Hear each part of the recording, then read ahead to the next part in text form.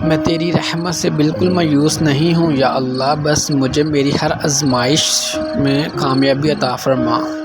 वो रूह कभी नहीं मर जाती जिसकी प्यास कुरान पाक की तिलावत से बुझती हो।